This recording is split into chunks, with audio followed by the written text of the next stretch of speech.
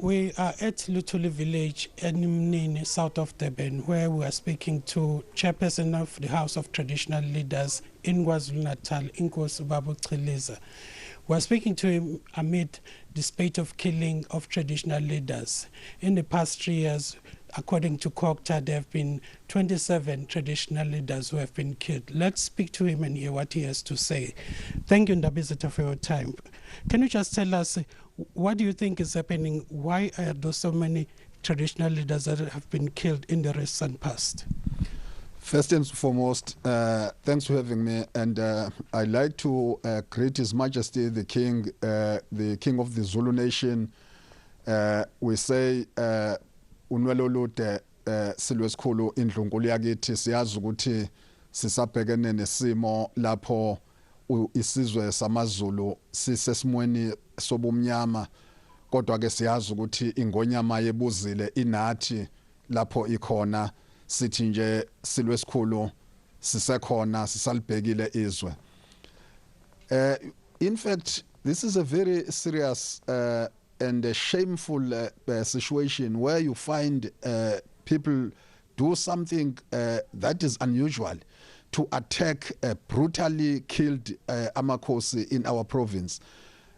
We had a meeting with the Deputy Provincial Commissioner, General Zondi, to discuss this, where as Amakosi we are saying we want to see the law enforcement play their role to stop this, because we believe that there are people who have information about this.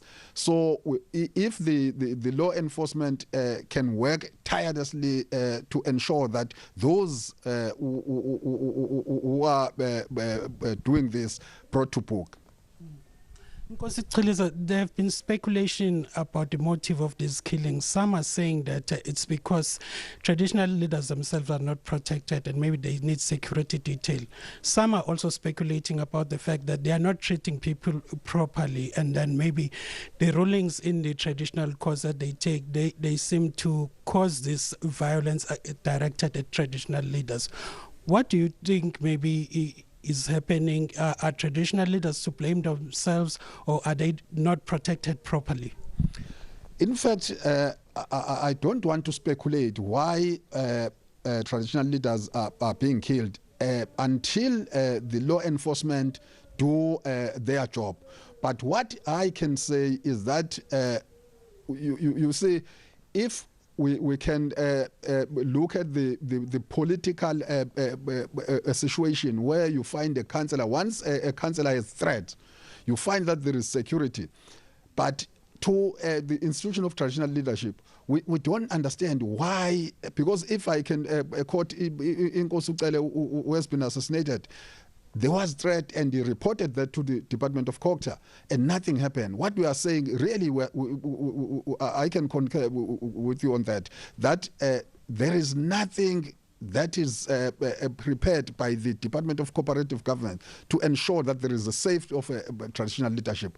That is the cause of this, because you can't have leaders who are exposed. Because if you talk about traditional leaders, they are involved in so many things, in development, in dispute, in all those things. So you can't have such leadership without protection. And lastly, Ndabezita, there has also been speculation that in the recent past, the government has started paying Induna, they've been getting remuneration. Do you think this could be the cause of that is adding to them being attacked?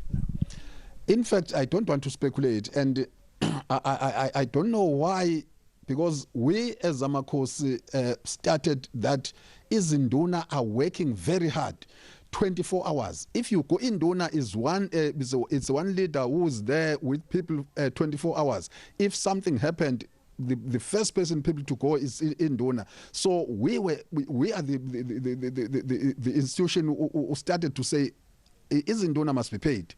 So how can because the Izinduna getting a stipend, then the problem started? I don't believe that, and I don't want to speculate. The law enforcement must do their job. Thank you for your time, Nkosi Chiliza. That was Nkosi Chiliza speaking to us about the killings of traditional leaders in KwaZulu-Natal. Back to you in the studio.